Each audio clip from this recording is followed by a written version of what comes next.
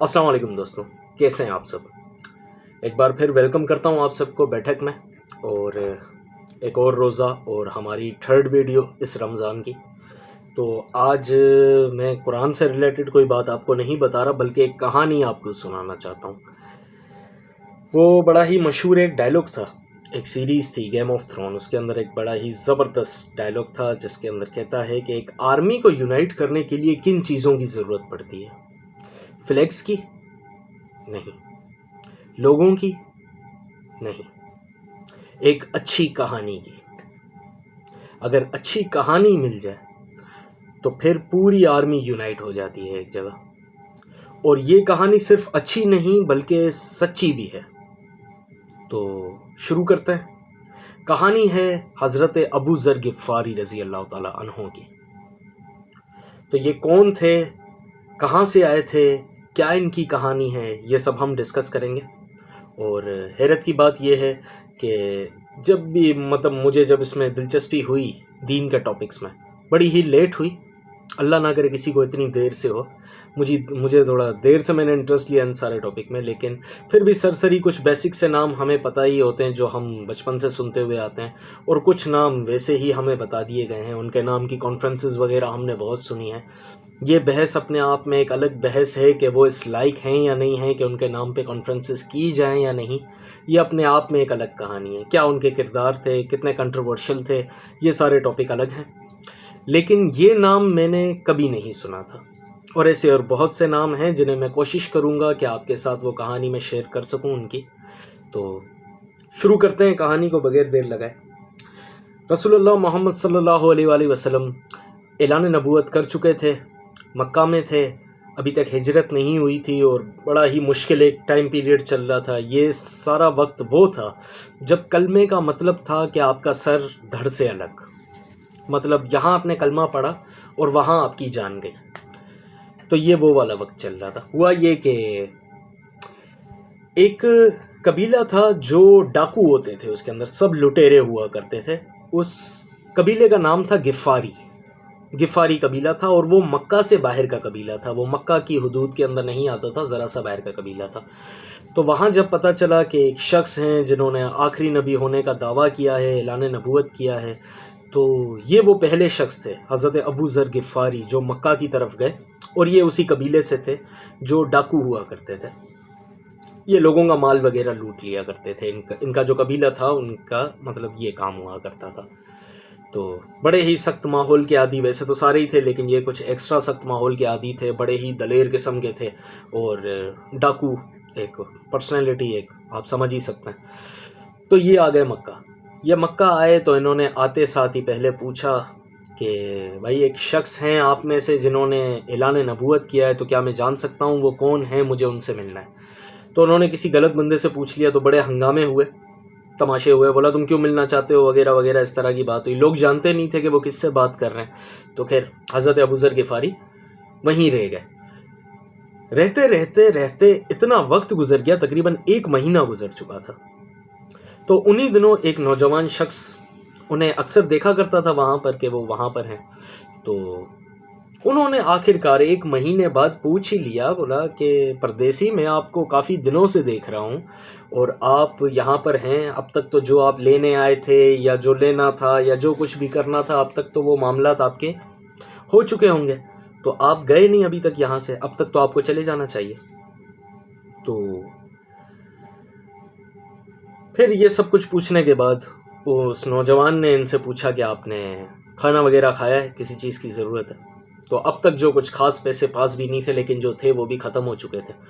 और वैसे ही मक्का का एहतमाम पहले भी इसी तरह से हुआ करता था कि लोग खिलाने पिलाने में कोई वो आग महसूस नहीं करते थे। तो खैर ये नौजवान शख्स जो थे, ये अपने घर ले गए उन्हें, और खिलाया पिलाया और सुला दिया। अगला दिन फिर हुआ, फिर ये बाहर निकले, घूमे फिरे, फिर वो शाम का वक्त हुआ, फिर खाया पिया, फिर इसी तरीके से 3 दिन गुजर गए। 3 दिन के बाद हज़रत अबू ज़र गिफ़ारी को ये हौसला आया कि यार, इस शख्स से बात हो सकती है, इस लड़के से बात हो सकती है। उम्मीद है कि ये उस तरीके से शोर शराबा नहीं करेगा, क्योंकि बड़ा ही एक बाज़मीर, एक बा-इख़लाक़ शख्स ये लग रहा है। तो उन्होंने पूछ लिया कि کیا آپ جانتے ہیں انہیں جنہوں نے اعلان نبوت کیا ہے؟ میں ان سے ملنا چاہتا ہوں، میں ان سے ملنے آیا ہوں، کیا آپ مجھے ان سے ملوا دیں گے؟ تو انہوں نے کہا کہ جی بالکل، میں آپ کو ان سے ملوا دیتا ہوں، وہاں تک میں آپ کو پہنچا دیتا ہوں۔ تو انہوں نے پوچھا کہ کیا آپ انہیں جانتے ہیں کہ وہ کون ہیں؟ حضرت ابو ذر غفاری نے پوچھا۔ تو اس نوجوان شخص نے کہا کہ بالکل میں انہیں جانتا ہوں، اور وہ میرے بڑے بھائی کی جگہ ہیں، میرے والد کی جگہ ہیں۔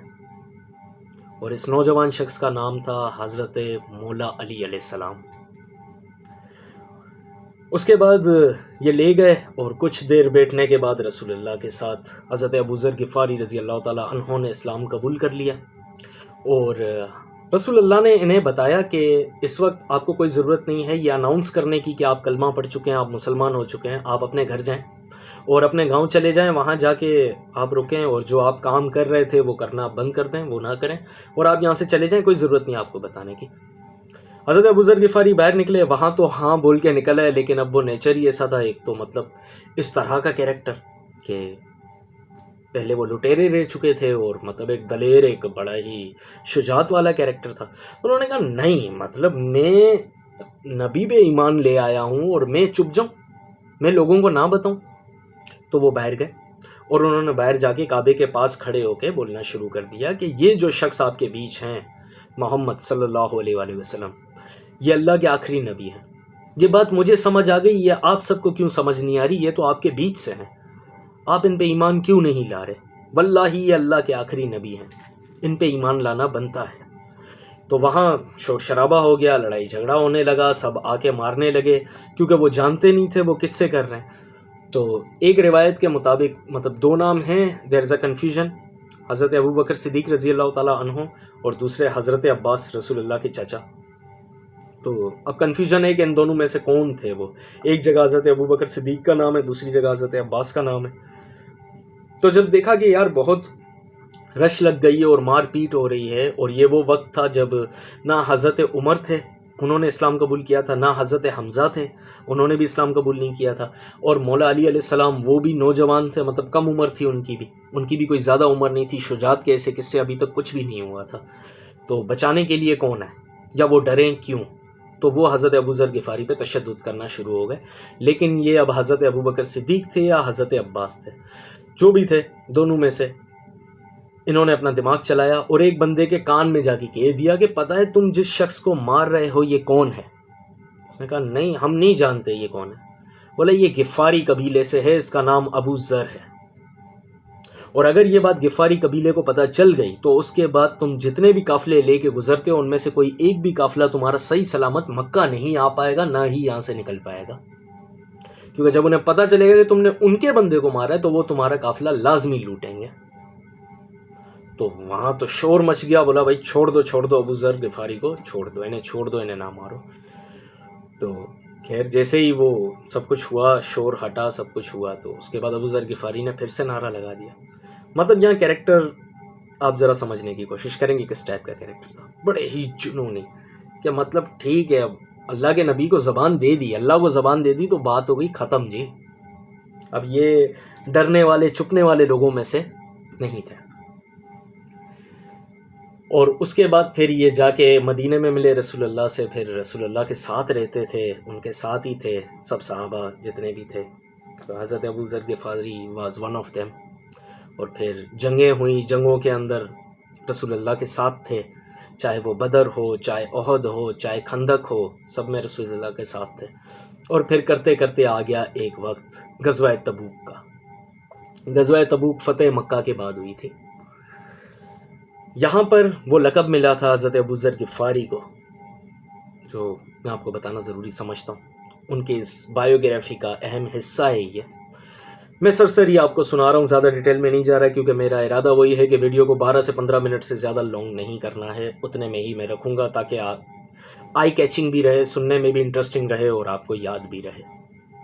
غزوہ تبوک کے موقع پہ رسول اللہ نے کہا صرف 2 طرح کے لوگ اس جنگ پر نہیں ہوں گے۔ آج سے پہلے میں نے کسی بھی جنگ کی اس طریقے سے تمہیں آرڈر نہیں دیا، کسی بھی جنگ کا، لیکن یہ جنگ رومنس کے ایک قبیلے سے تھی، رومنس کے ایک قلعے سے تھی بیسیکلی۔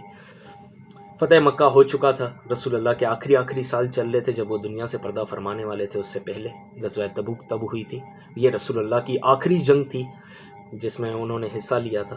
اور رسول اللہ نے کہا کہ اس پہ جو مریض ہیں یعنی کہ جو بیمار ہیں وہ نہیں چلیں گے، نمبر 2 جن کے پاس سواری نہیں ہے وہ نہیں چلیں گے۔ اس کے علاوہ ہر ایک شخص نے اس جنگ کے اندر حصہ لازمی لینا ہے، جو اس جنگ میں حصہ نہیں لے گا وہ منافق ڈکلیئرڈ ہو جائے گا۔ تو اس کے بعد اگر تیسرے کوئی شخص تھے، کوئی ہستی تھی جو اس جنگ میں نہیں، جن کو آرڈر تھا نہ چلنے کا، تو وہ مولا علی علیہ السلام تھے۔ جب مولا علی علیہ السلام کو یہ بات پتہ چلی اور تو مولا علی روتے ہوئے آئے رسول اللہ کے پاس اور کہا کہ یا رسول اللہ ایسا کیا ہو گیا کہ علی اس بار آپ کے ساتھ جنگ میں نہیں ہے؟ کیونکہ اگر ہم دیکھیں تو بدر کے مین آف دی میچ مولا علی، احد کے مولا علی، احد حالانکہ ہم ہار گئے تھے لیکن پھر بھی جب رسول اللہ پہ حملہ ہوا تھا تب مولا علی وہاں پر آئے تھے اور رسول اللہ کو بچایا تھا۔ تو اس کے بعد پھر خندق کے عمر ابن ود کو گرانے والے مولا علی علیہ السلام، اس کے بعد پھر خیبر مولا علی علیہ السلام، ٹھیک ہے نا۔ تو یہ ایسا کیا ہو گیا کہ علی اس بار آپ کے ساتھ نہیں ہے؟ تو یہی وہ موقع تھا جب رسول اللہ نے کہا تھا کہ تمہاری میرے ساتھ وہ نسبت ہے جو ہارون کی موسیٰ کے ساتھ تھی۔ تو ہاں، اس کے بعد کوئی نبی نہیں ہے، یہ تھے پوری حدیث، یہ تھے پورے الفاظ کے میرے بعد کوئی نبی نہیں ہے، لیکن تمہاری اور میری وہی نسبت ہے جو ہارون کی موسیٰ کے ساتھ تھی۔ تو اس کے بعد مولا علی علیہ السلام اس کے بعد عورتوں اور بچوں پہ نگہبان بیٹھے ہوئے تھے مدینے میں، اور باقی سب چلے گئے تھے جنگ کرنے کے لیے۔ تو یہ جنگ ہر ایک پہ لازم تھی۔ حضرت عثمان غنی نے بھی اس جنگ کے لیے کچھ اونٹ دیے تھے اور باقی بھی بہت سارا مال دیا تھا، جس کے بعد حضرت عثمان غنی کو یہاں بھی ایک جنت کی بشارت ملی تھی۔ میں آگے ان کی بایوگرافی میں بتاؤں گا، ان کی بایوگرافی میں کہ انہیں کہاں کہاں ملی تھی جنت کی بشارت، ایک اس جگہ پر بھی ملی تھی رسول اللہ کی طرف سے۔ تو خیر بہرحال پھر جنگ کی طرف نکل گئے اور بہت سارے لوگ تھے، تو رسول اللہ کو بتایا جا رہا تھا یا رسول اللہ وہ بھی نہیں ہے، یا رسول اللہ وہ بھی نہیں ہے، کیونکہ اتنے سارے لوگوں کا اس وقت کے اندر کوئی ٹیکنالوجی والا وقت تو تھا نہیں کہ کمپیوٹر کے اندر آپ نے ٹائپ کر کے سب کے نام لکھ لیے، ایسا تو نہیں تھا سمپل۔ تو وہ کاغذ کے اوپر لکھا ہوا ہوتا تھے نام، اور کسی ایک کے پاس وہ کاغذ تھا، تو انہوں نے بتایا یا رسول اللہ یہ بھی نہیں ہے، یا رسول اللہ یہ بھی نہیں ہے، یہ بھی نہیں ہے۔ تو رسول اللہ کہتے تھے ٹھیک ہے ٹھیک ہے ٹھیک ہے۔ لیکن جب نام لیا گیا کہ یا رسول اللہ حضرت ابو ذر غفاری بھی نہیں ہے، تو رسول اللہ چوک گئے، بولا ابو ذر نہیں آیا؟ بولا ہاں ابو ذر بھی نہیں ہے۔ بہرحال قافلہ نکل پڑا۔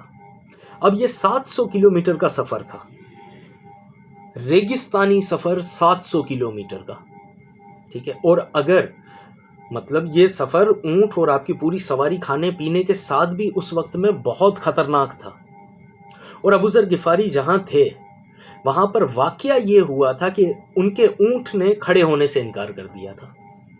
یعنی کہ اس بات کو آپ ایسے سمجھ لیں کہ آپ نے ٹور پہ، ٹرپ پہ، وٹ ایور کہیں بھی آپ نے جانا ہے اور آپ کی گاڑی چلنے سے انکار کر دے، وہ چلے ہی نہ، اسٹارٹ ہی نہ ہو، تو آپ کیا کریں گے؟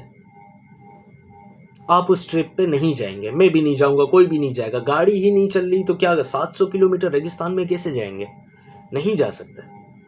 لیکن ابو ذر غفاری نے کیا کیا؟ حضرت ابو ذر غفاری نے اپنے کھانے پینے کا سامان وہ سب اپنے اوپر اٹھایا اور 700 کلومیٹر کے ریگستانی سفر پہ پیدل چل پڑے۔ اور وہ قافلہ، یہاں سے پورا قافلہ جا رہا تھا رسول اللہ کے ساتھ، اور وہاں سے اکیلے حضرت ابو ذر غفاری رضی اللہ تعالیٰ عنہ آ رہے تھے کہ دور سے اس قافلے کو، جو رسول اللہ کے ساتھ لوگ تھے ان میں سے کسی ایک نے آواز لگائی کہ یا رسول اللہ وہ دور سے ایک شخص آ رہا ہے۔ تو بہت دور تھے، کلیئر نہیں دکھ رہا تھا کہ وہ کون ہے، میدانی علاقہ تھا، ریگستان تھا۔ تو رسول اللہ نے دیکھا اور رسول اللہ نے دعا دی، ایک دعا کے انداز میں کہا کہ اے بندے تو ابو ذر ہو جا۔ جب تھوڑی دیر اور ہوئی وہ شخص قریب آئے تو پتہ چلا کہ یہ حضرت ابو ذر غفاری ہے۔ 700 کلومیٹر کا ریگستانی سفر، ایک اونٹ کے اوپر آپ کے کھانے پینے کا سامان ہوتا ہے، اگر کھانے پینے کا سامان نہیں ہے تو آپ ریگستان میں سروائیو نہیں کر سکتے، ایک ڈیزرٹ کے اندر آپ سروائیو نہیں کر سکتے۔ وہ سارا سامان اپنے کندھے پہ لاد کے یہ حضرت ابو ذر غفاری رضی اللہ تعالیٰ عنہ ریگستان میں نکل پڑے، کیونکہ انہیں ایک لقب سے بچنا تھا، اور وہ لقب یہ تھا کہ جو اس جنگ میں نہیں ہوگا وہ منافق ڈکلیئر کر دیا جائے گا۔ جب وہ قریب آئے اور یہ بات فائنل ہوئی کہ یہ حضرت ابو ذر غفاری ہی ہیں، تو رسول اللہ نے کہا وہ دیکھو ابو ذر اکیلا آ رہا ہے، اور یہ دنیا سے جائے گا بھی اکیلا، اور یہ روز محشر اٹھایا بھی اکیلا جائے گا۔ اس نیلی چھتری کے نیچے اگر سب سے زیادہ صادق اور امین کوئی شخص ہے تو وہ ابو ذر غفاری ہے۔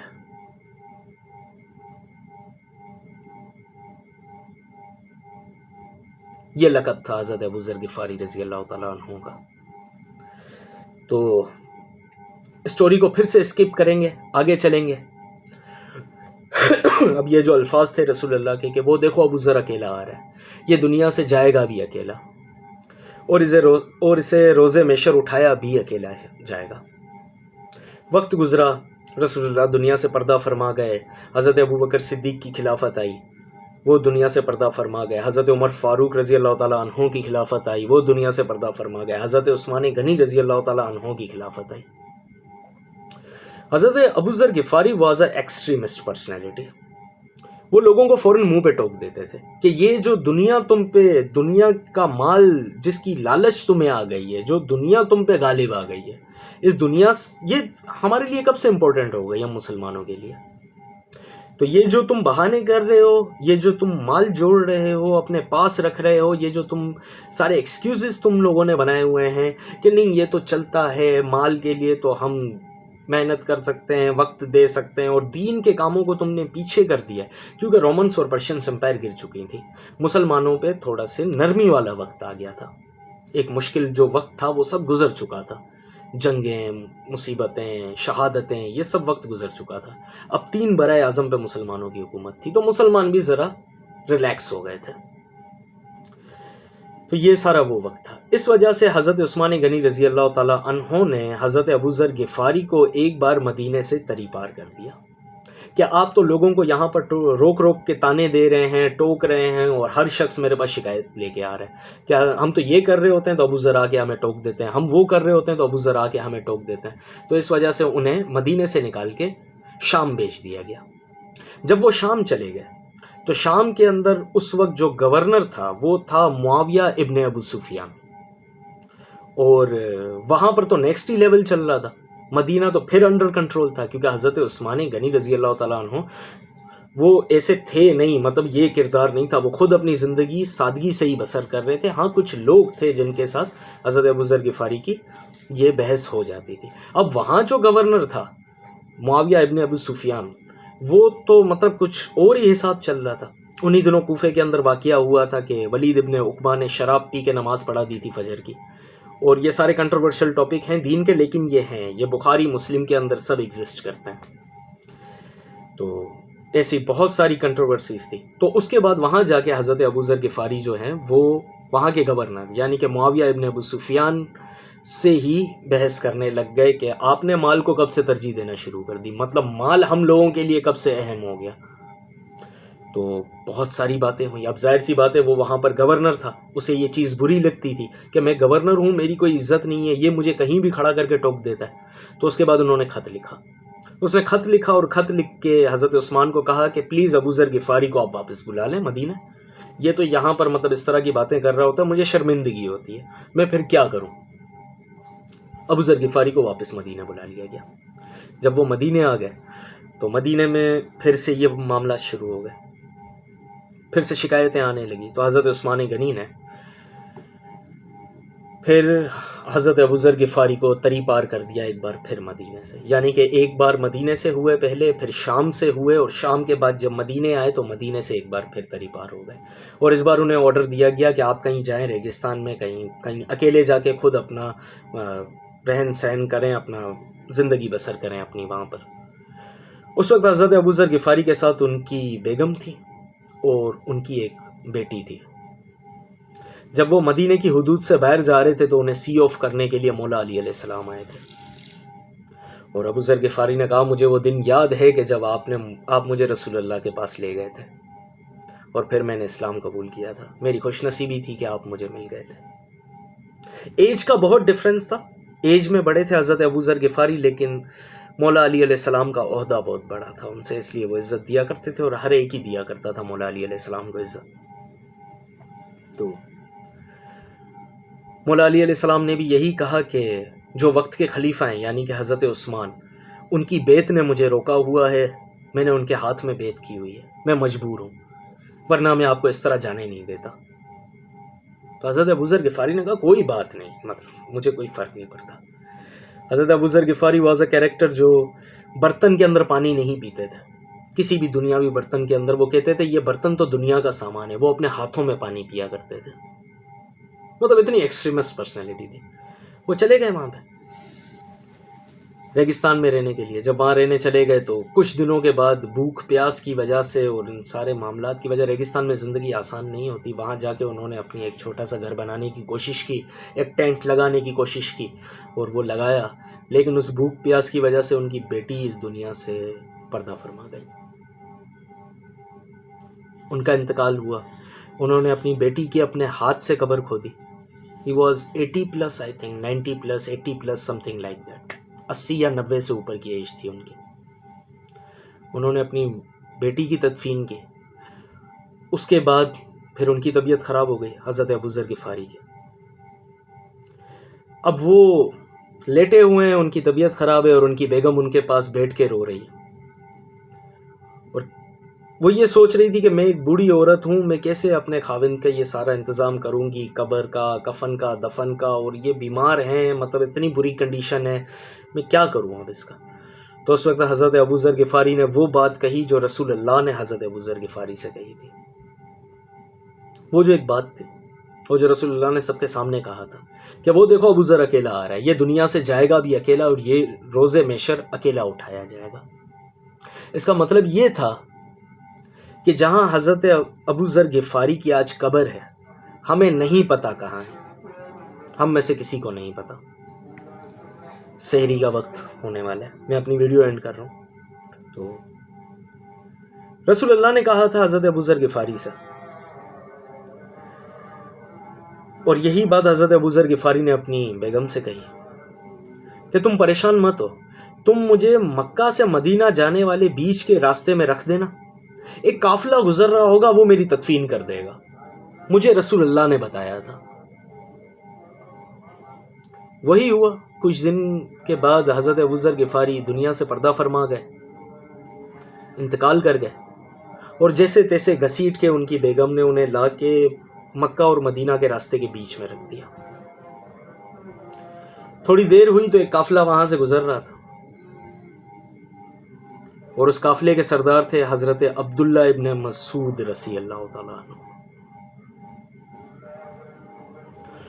تو حضرت عبداللہ ابن مسعود نے پوچھا کہ بی بی آپ کیوں رو رہی ہیں؟ تو انہوں نے بتایا کہ میرا خاوند مر گیا ہے. تو پوچھا کہ کون ہے آپ کا خاوند، کون ہے یہ شخص؟ بولا آپ کپڑا ہٹائیں، خود ہی دیکھ لیں کون ہے. جب حضرت عبداللہ ابن مسعود نے کپڑا ہٹایا چہرے سے تو گھٹنوں کے بل بیٹھ گئے اور زاروں قطار رونے لگے، اور کہتے ہیں کہ رسول اللہ کا صادق چلا گیا آج دنیا سے.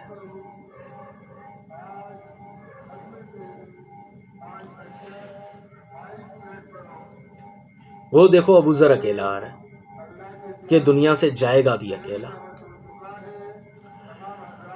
اور یہ روز محشر اٹھایا بھی اکیلا جائے گا.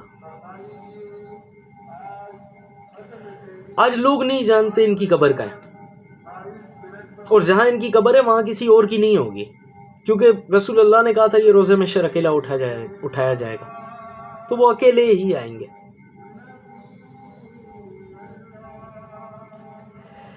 یہ وہ ہمارے ہیروز ہیں جن کے بارے میں نہ جن کا آج ہمیں نام پتا ہے. ہاں ہم سے یہ کروا لو جو یہ کر رہے ہیں، یہ کروا لو، کوئی احساس نہیں ہے. رات کے 3 بج رہے ہیں، بٹ ہو کیئرس کہ اگر کوئی بیمار ہے، کوئی سو رہا ہے، کوئی کسی وجہ سے روزہ نہیں رکھنا چاہتا، بھائی بیمار ہیں، بزرگ ہیں، بچے ہیں چھوٹے، لیکن انہیں تو اپنی مارکیٹنگ کرنی ہے نا، بزنس آتا ہے، بزنس جنریٹ ان چیزوں سے ہوتا ہے. خیر فک آف، میں کسی اور طرف نکل گیا. یہ کروا لو ہم سے. یہ ہمارے ہیروز ہیں، آواز آ رہی ہوگی آپ کو، آئی ہو. خیر یہ ہمارے ہیروز ہیں. یہ وہ کہانیاں ہیں جن کے اندر گوز بمپس ہیں، جو سچی ہیں، جو اللہ کے نیک بندے ہیں یہ. اور ہمیں آج تک نہ ان کا نام پتہ ہے، نہ ہمیں یہ پتہ ہے کہ ان کی قبر کہاں ہے. ایسے بہت سارے ہیروز ہیں. اللہ کی سلامتی ہو ان سارے لوگوں پر. تو یہ تھے ہمارے حضرت ابو ذر غفاری رضی اللہ تعالیٰ عنہ، جن کی کہانی میں نے آپ کے ساتھ شیئر کی. اور آپ اس کہانی کو یاد رکھیں، اس ویڈیو کو زیادہ سے زیادہ شیئر کریں، لوگوں تک پہنچائیں جنہیں یہ کہانی نہ پتہ ہو، ان تک آپ انہیں پہنچائیں، اور خود بھی یاد رکھیں. اور انشاءاللہ اسی طریقے سے رمضان کے اندر ویڈیوز بنائیں گے، اور آپ کو باقی ہمارے ہیروز کے بارے میں بھی بتائیں گے، جنہوں نے اپنی جان کے نذرانے دیے ہیں اس دین کے لیے، اس دین اسلام کے لیے. یہ جو ہمیں پلیٹ میں رکھ کے مل گیا ہے، یہ ہمیشہ سے ایسا نہیں تھا، اتنا آسان نہیں تھا. کچھ لوگوں نے اپنی جان کی قربانیاں دی ہیں اس کے لیے. ایسے بہت سے لوگ ہیں. کوشش کروں گا جتنی زیادہ سٹوریز آپ کے ساتھ شیئر کر سکا، یا جتنی بھی میری علم میں ہے میں آپ کو بتا سکا ضرور بتاؤں گا. باقی دعا ہے کہ اللہ تعالی ہم سب کو نیک اعمال کرنے کی توفیق دے، اور ہماری عبادتوں کو اپنی بارگاہ میں قبول فرمائے. آمین. جزاک اللہ خیر. آپ سے کل پھر ملاقات ہوگی اگر زندگی رہی تو. تب تک کے لیے اپنا خیال رکھیں اور مجھے دعاؤں میں یاد رکھیں. اللہ حافظ.